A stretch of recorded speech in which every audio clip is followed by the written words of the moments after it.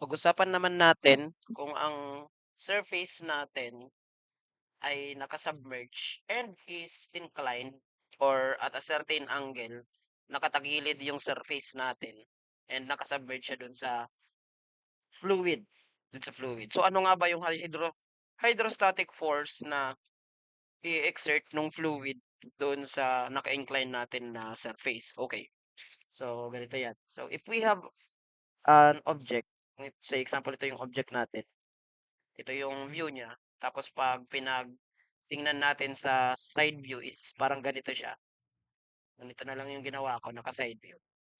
So ang gagawin natin is yung kanyang centroid is nandito sa part na to. Say example, nandyan yung centroid. Ayan. And itong P na to is our center of pressure. So nandyan. So partly, nasa baba ng centroid ang center of pressure. So yung distance pala dito sa dalawa, tinatawag natin siya as eccentricity. Eccentricity E. Yung distance dyan sa dalawang yan. Okay. So, yung eccentricity E na yan, yan yung formula nung last time. So, makikita nyo yan kung ano yung formula ng eccentricity E na yan. So, since nakaganyan siya and nakatagilid ito ng konti, so alam natin na palaging vertical height ang palagi natin kino-consider. Kung yung centroid natin is nandito sa point na to, ang ko-consider natin palagi is our vertical height. And same dun sa H star natin, which is yun yung force, dun sa yung equivalent resultant force nitong natatama dito sa center of pressure natin, which is nandito yan. So to solve for this type of problem,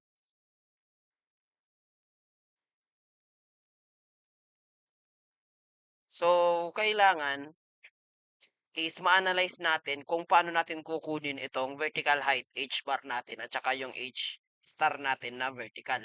Given na naka-inclined yung surface natin at a certain angle theta. Okay, so gaya nung ginawa natin last time, we will consider yung pressure na naandito sa strip kasi kukuha tayo ng differential strip dito sa object natin. Kuha tayo ng maliit na differential strip dyan. So, yung pressure on the strip alam natin na that is equal to rho g h. Diba? Yan yung tatama dyan sa pressure na nandito sa strip natin. So, ang tanong is, paano natin kukunin yung differential force na tatama dyan? So, yung differential force will occur kung ito yung strip natin, kinuha natin yung strip natin dyan, yung differential force will occur here, sa part na to. Pag ganyan, nandyan yung df natin. Palitan natin ng ibang kulay. Ayan. Yung differential force is tatama pagdating dito sa point na to. Ayan, nandyan yung df natin.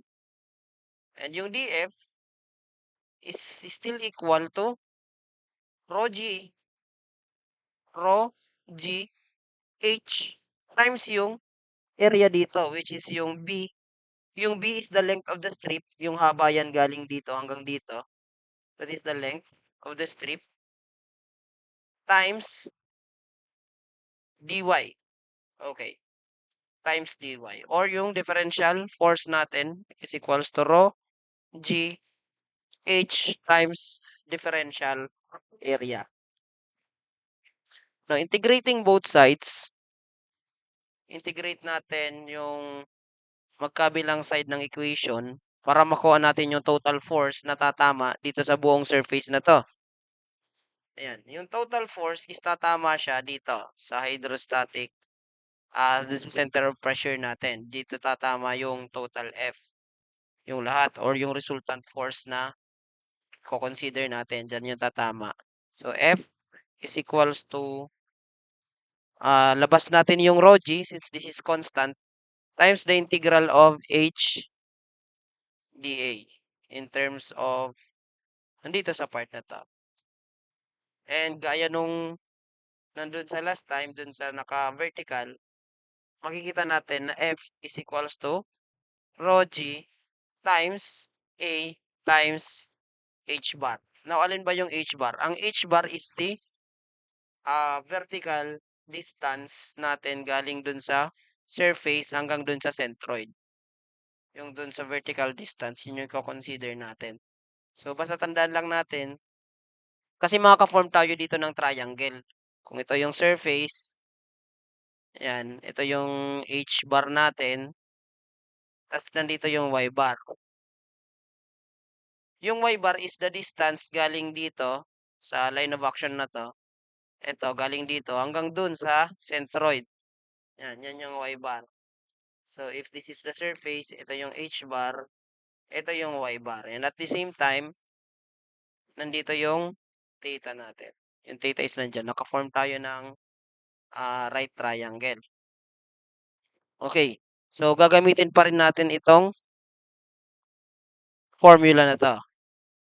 Ang medyo ano lang dito is yung paghanap ng h-bar. Pero madali lang naman hanapin yung h-bar since from this formula, we can say na yung h-bar natin is equals to y-bar times the sine of the theta. So, as long as makukuha natin yung y-bar, so madali nang mahanap lang yung h-bar natin. Okay, paano naman kunin itong h star? So, yung distance ng center of pressure from the surface, the vertical distance. So, gaya nung dati, consider ulit natin yung moment at point O. Halimbawa, ito, nandyan sa O. Dito sa point na to. Yung force dito, yung force ng differential, ito yan, yung force total F natin na naan dito, F, times itong kanyang horizontal distance, the perpendicular distance niya, papunta dun sa O natin, which is yung y bar. So, F times, multiply natin to ng y bar is equal to the differential force times y. Or same siya ng differential force natin dito sa strip times yung distance naman from this hanggang dun sa strip natin is has value y. So, yan yung naandyan. So, integrate natin ito. Yung nandyan sa part na yan. Kakalabasan, F times y bar is equals to yung differential force natin is yun na yung nandito kanina. Magiging F times yung y.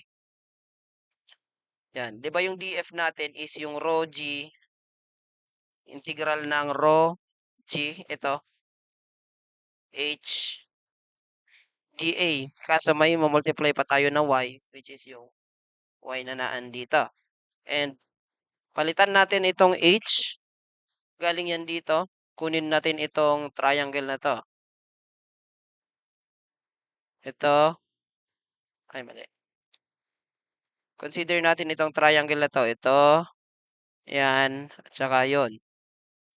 So, considering na yung triangle is nandyan vertical h, ito yung h, ito yung surface, pantay at saka nandito yung y.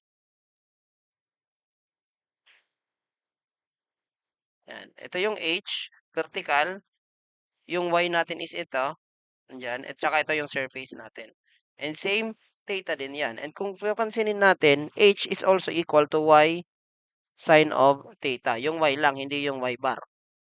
So, pwede nating ipalit siya dito. So, magiging f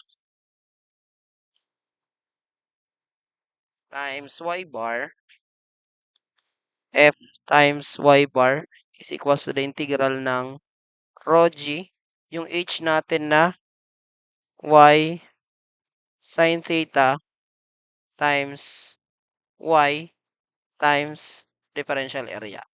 So, mangyayari is magiging f times y bar is equals to the integral. O, labas na natin yung rho g sa integral. Rho g integral ng y squared sine theta dA. Okay. And pag nire-write natin siya, magiging na tong f times y bar is equals to rho g times the integral of y squared dA, y squared dA, ay, y, yun napipindot, y squared dA times sine of theta. Now, tandaan nyo na itong y squared dA, yan na yung moment of inertia natin nitong strip with respect dun sa yung area moment nito dito sa part na yan. So, pwede nating palitan ulit yan, yung integral ng y dA natin nung I naught. So, ang mangyayari is magiging f times y bar is equals to rho g times I naught times sine of theta. Okay. Now, yung I naught is still I naught is equals dun sa IG natin plus a y bar squared. Dun sa moment of inertia nitong surface plus yung a y bar squared. So, pwedeng substitute natin dito. Ang mangyayari, f times y bar is equals to rho g sine theta times ig plus a y bar squared.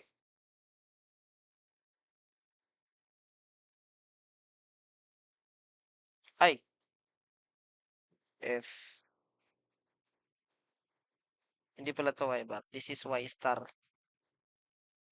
Ito, nandito sa taas.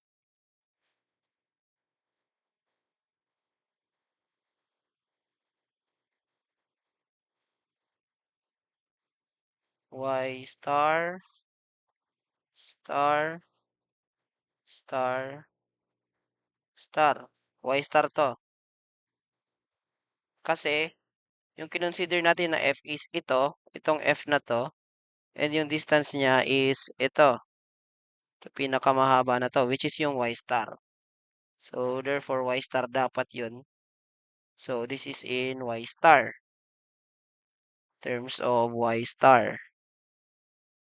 Okay. So, para makuha natin yung y star, divide natin yung rho g sine theta times ig all over, dinistribute ko na, plus rho g a, ay, kahit pala hindi muna natin i-distribute, para isaan lang yung pag-cancel ng rho g. Rho g sine theta times ig plus a y squared all over yung f. Yung f natin, nakuha natin na merong rho g a h bar. Rho g a h bar. So, yun yung f natin kanina. So, makakancel yung rho g. May iwan is y star is equals to ig sine theta plus a y bar squared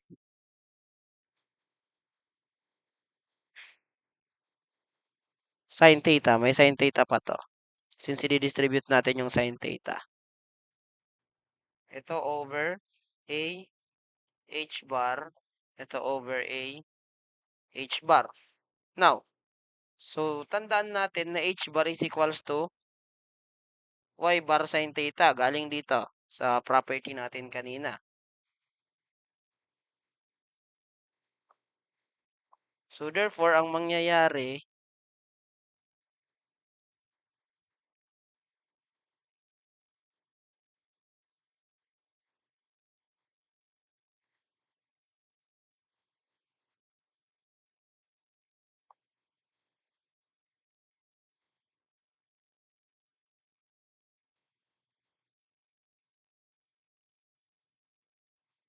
ay, ito pa pala. Kung papansinin din natin yung y star, at saka H star. Parehas din sila nito na properties nito.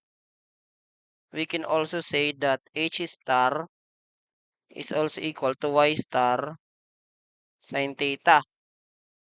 And para makuha natin yung Y star, yung sin theta, i-divide natin nung H star. So, pwede natin itong palitan ng H star over sin theta is equals to, galing dito muna, yung sin theta, bago natin i-distribute, over Ig plus AY bar squared all over AH bar. So, ito kasi is magko-cross multiply pa doon. Kasi may sin squared dapat yan. So, H star is equals to sin squared theta times Ig all over AH bar plus AY bar squared sin squared theta all over AH bar. So, itong Y squared, di ba H bar is equals to Y bar sin theta. So, pag in-square ko to, kailangan i-square ko din to lahat. So, therefore, ang equivalent nitong Y bar sin theta is H bar squared. Yan yung equivalent niya nito. So, kaya makakancel yung H bar, may matitira pang isa, tas itong A makakancel. So, ang matitira na lang is H star is equals to I G sin squared theta all over A H bar plus H bar. So, yan na yung ating formula for H bar. Now, itong I G sin squared theta over AH bar, ito na yung ating eccentricity kanina na sinabi ko. Yan, yung eccentricity kanina or the distance from the centroid hanggang dun sa center of pressure, itong E, yan na yung formula, which is yung nandito sa unahan na to. Kasi i-add natin yung H bar, which is yung H bar is nandito. So, from the pinakadulo hanggang dyan, ito yung H bar. Tapos ito yung E. Pag pinag-add natin, ito na yung nandun sa may HX natin. So, dun galing yung formula ng eccentricity. Kasi mas maintindihan natin to kapag ginamit natin sa sample problem.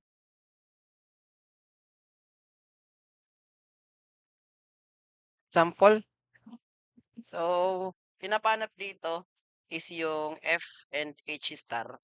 Given na yung fluid natin dito is water. Water ulit ang fluid dito. So, as you can see, the vertical or yung pinaka-top nung rectangular gate is submerged at a 2-meter height from the surface. So, galing sa surface, sinubmerge siya ng 2 metro papunta sa ilalim. 2 meters dito. Okay, so yan. Next is yung dimension daw ng ating gate is 4 meter by 3 meter. So, 4 meter by 3 meter yung direction. So, alam natin na ang location ng centroid dyan is kalahati nitong height. So, therefore, from here up to here, this is 2 meter. So, kung gagawan natin yan ng maliit na triangle, o extend natin ito dito, or should I say, hindi pala, hanggang dyan. Hanggang dito lang. Ito, i-extend din natin yung perpendicular niya. Yan. Extension lang is hanggang dito. Kasi ang ilalabas natin is from here up to here, hanggang doon, at saka dito na triangle. Yan triangle na yan, yung na-form. Yun ang kukunin natin na triangle. But knowing na 2 meters, itong naan dito, so yan yung location ng slant, yung Y natin. yung slant height na y. So, okay. Kunin natin yung F, which is equal to gamma rho g h bar times area. So, F is equals to density of water, 1,000 kilogram per meter cube, times yung G na 9.81 meter per second squared, times H bar. Ang H bar natin is ito. So, kung kukunin natin yung H bar na vertical, ayan, ito yung H bar. Tapos may horizontal tayo dun sa surface. And from here, up to here, yan yung Y natin. Yung distance na yon. So, from here, up to here, ito yung Y. Knowing na galing dito sa H bar hanggang dito is 2 meter. Okay? So, 2 meter baga ta. This is 2 meter. Kasi may 2 meter tayo dyan. Plus, ang kailangan nating malaman is ito. Itong nandito. Since this is 30 degrees, and itong vertical na to na naandito, given siya at 2 meter. So, ito kasi yan na triangle na maliit. Itong triangle na yan. Itong maliit na to, nilabas ko lang yung maliit na triangle. Given na meron tayong height na 2 meter dito, pwede natin gamitin yung similar triangle. Or kahit nga hindi na. Para makuha natin yung y dito, simply, opposite over hypotenuse ba yan? Sin 30, sin h is equals to y, sin of 30. Since meron tayong h na 2 meter over sin 30 is equals to y. So therefore, makuha natin yung value ng y dito by using calculator. 2 over sin of 30. Oh, walang parenthesis. Equal 4. So, y natin is equivalent to 4. Okay, so therefore, kung 4 ito, pag inad pala natin, that is 6. 6 lahat. So, h bar is equals to y bar sin 30. And h bar is equals to y bar natin is 6. Since i-add na natin lahat, ito na yung y bar natin lahat totally. Itong buong haba. So, kaya naging 6 siya. 6 sin 30. Ang equivalent ng 6 sin of 30 is 3. Okay, so therefore, h bar natin is equal to 3 meters. So, palitan natin ito ng 3 meters times yung area natin na 4 meter by 3 meter. So, maka-cancel yung 3 meter, may iwan is naka-Newton. So, F is equals to 1,000 times 9.81 times 3 times 4 times 3. 1,000 times 9.81 times 3 times 4 times 3 equal. O, divide na lang natin by 1,000 to make it kilonewton. So, the answer is 353.16 kilonewton is the amount of force na tumatama doon sa surface. Okay, hanapin naman natin yung HX. Ano naman yung HX natin? Since this is rectangular, yung IG natin is still BH cube over 12. So, HX, or HX, H star is equals to IG sine squared theta over A H bar plus H bar. Yan yung nandito. IG sine squared theta over AH bar plus H bar. Okay. So, H star is equals to IG is BH cube over 12. So, base natin dito sa rectangle natin is 3. Ang height natin is 4. So, therefore, this is 3 times 4 cube over 12. So, IG is equals to 3 times 4 cube over 12. That is 16. Okay? So, 16 times sine squared 30 all over area na 4 by 3 square meter times yung h bar natin na ilan yung h bar natin? 3 meters. 3 meters. Or 3 na lang. Plus, mag-add pa tayo ng 3. So, h star is equals to 16 times sine 30 squared all over 4 times 3 times 3 plus 3.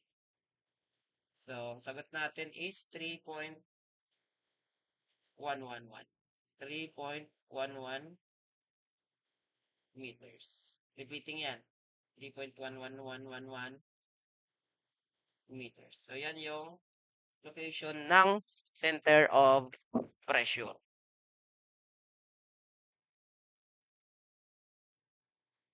Okay. Sa pang-example, let's try kung rectangular gate ang ibigay. So, here is the problem.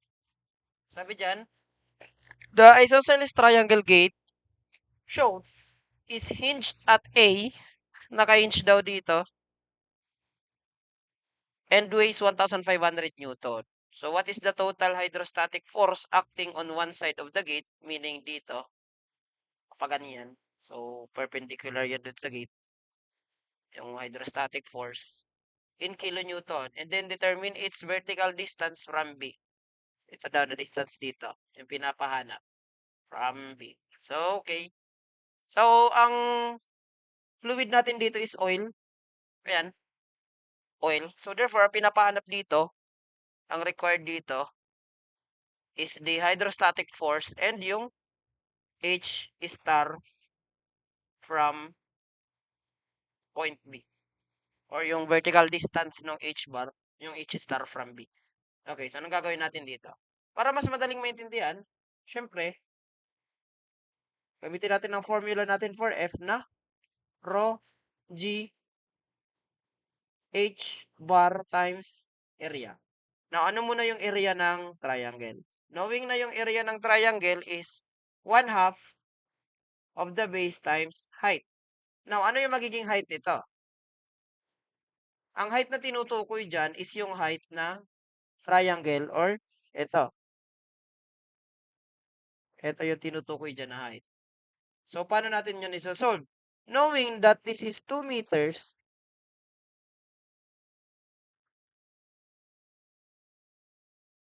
okay, ito ba guys, 2 meters to. This is 2 meters. Ito yung H and then this is 50 degrees. So, i-separate natin itong triangle na to para makuha natin yung height ng triangle. This is 2 meters. And then ito yung H natin. And then ito yung 50. Then to solve for H, di ba that is equal to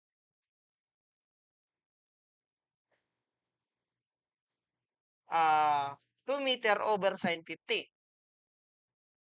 Or sine 50, para mas madali, sine 50 is equals to the opposite, which is 2 meter over H. Or H is equals to 2 meter over sine of 50. So, solve muna natin yung H. 2 over sine of 50, that is 2.61. 6108.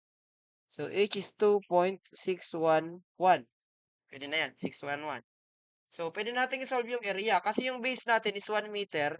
And then, ito pala, this is 2.611 meter. Na-solve natin from here. So, yung height na to, this is 2.611 meter. Itong from A up to B na distance. Okay, nakuha na natin yan. So, pwede na natin isolve yung area ng triangle, which is area is equals to 1/2 times 1 meter times 2.611 meter. So, area equals 1/2 times 1 meter times 2.611. So, that is 1.3055. 1.3055. Okay. Yan na yung area nung ating ilalagay dito. So, ano muna yung H-bar? So, paano naman natin hahanapin yung H-bar nitong ating nandito sa point na to? Hanapin naman natin yung H-bar. So, H-bar sa triangular na gate, usually located ang centroid 2/3 from the base. So, para mahanap natin yung H-bar, or what? 2/3. 2/3 from the vertex or 1/3 from the base. So, kung yung height natin dito is 2 meter, kunin natin yung 1/3 of that 2 meter para makuha natin yung height dito. Pero, ipa-plus pa rin natin itong 3.5 since need natin na makuha yan para dun sa total H-bar natin. So, H-bar is calcu 1/3 of 2 plus 3.5. Makuha natin siya at 25/6. 25/6 meter. So, substitute natin siya sa formula. F is equals to rho G H bar times yung area.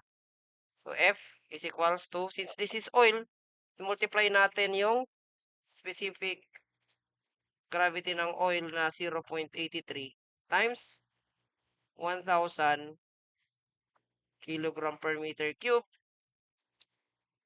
times yung H bar natin na 25/6 times yung area natin na 1.3055 square meter.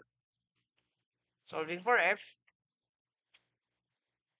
okay, for the hydrostatic force, okay, F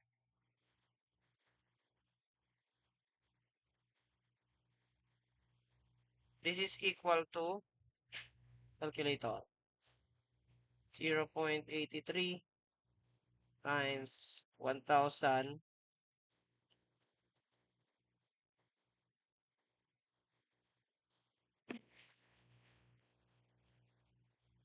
wait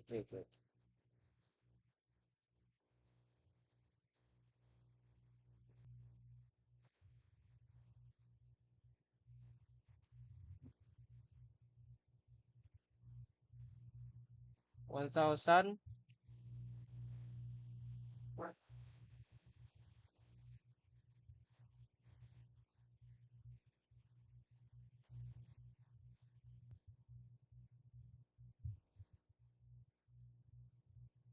times 25/6 times 1.3055.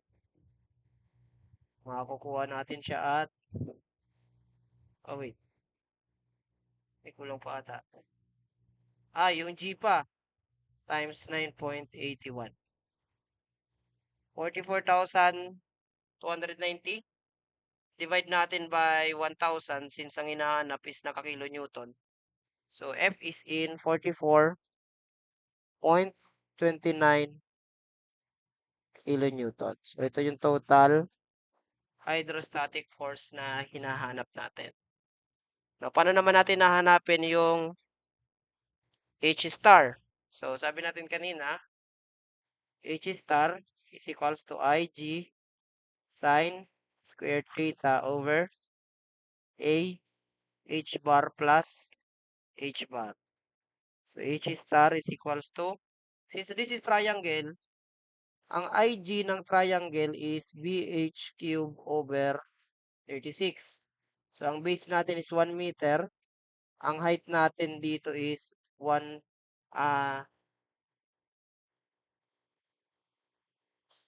hindi pala 1, 2.611 ang height. 2.611 meter. Ito yun, yung height na nakuha natin kanina. All over, naka-cube, all over 36. Solve natin ito. IG, 2.611 cube over 36. That is 0.4944. 0.4944 sine 50 square all over yung area na 1.3055 times H bar na 25 over 6 plus 25 over 6. So, solve na lang natin ito. Answer times, or store muna natin. Shift, store at A, recall A, times sine 50 squared over 1.3055 times 25 over 6 plus 25 over 6. 4.22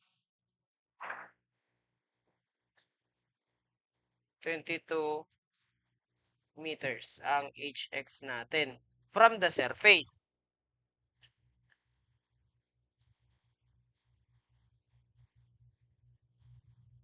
But since ang pinapahanap is from ilalim, so ang H star natin from B, subtract natin yung itong 3.5 plus 2.5, i-minus natin. Kasi yung HX natin hanggang dito lang. Sa may part na yan. Ito yung HX natin kanina. So, ang hinahanap is itong nandito sa kabilang side. So, 3.5